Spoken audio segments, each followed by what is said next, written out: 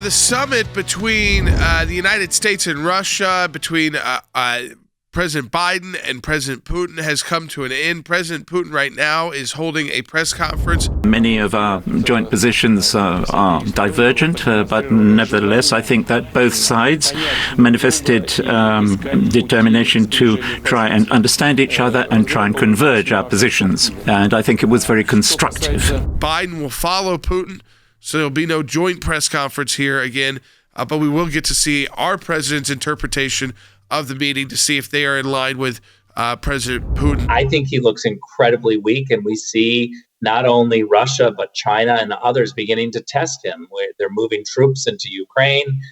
Now we see some action over near Hawaii, military action from the Russians. And so it's clear that they don't fear him. There are a number of things that President Biden could have confronted him on. Hopefully he did. You talk about the cyber attacks. Ukraine. You know, this pipeline is bypassing Ukraine by Russian design to continue to isolate them as far as their energy and their economy.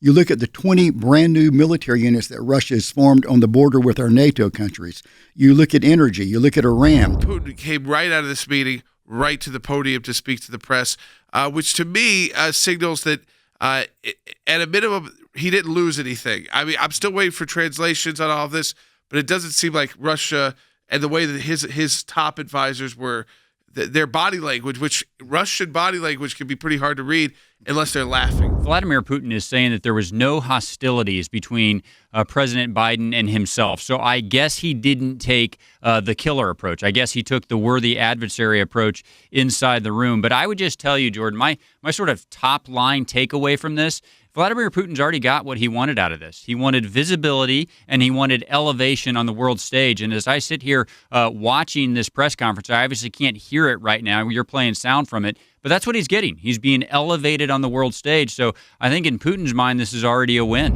The language that he's using is clearly the talking points from the Democrats about systemic racism. Our enemies and others are picking up this language and using it against us. We saw the Chinese use this in Alaska. We see the Russians are using this. I see Middle Eastern leaders from the NGO community beginning to use this language, and it's very troubling. Putin keeps saying stability, stability, stability, which to me is just, we want to know where you're going to go, the United States. We want to know the lines. We want to know what lines we can cross, what lines we can't cross. He was just talking about that with cybersecurity. He said we talked about red lines, but we didn't actually define what those red lines were. His ultimate goal then is to get to a place where they can predict the United States. Makes their job easier. I think they would like the predictability of the Obama administration, don't you? I mean, look, they knew where the Obama administration was going to land, and if this can be the third term of the Obama administration, they win. I mean, look,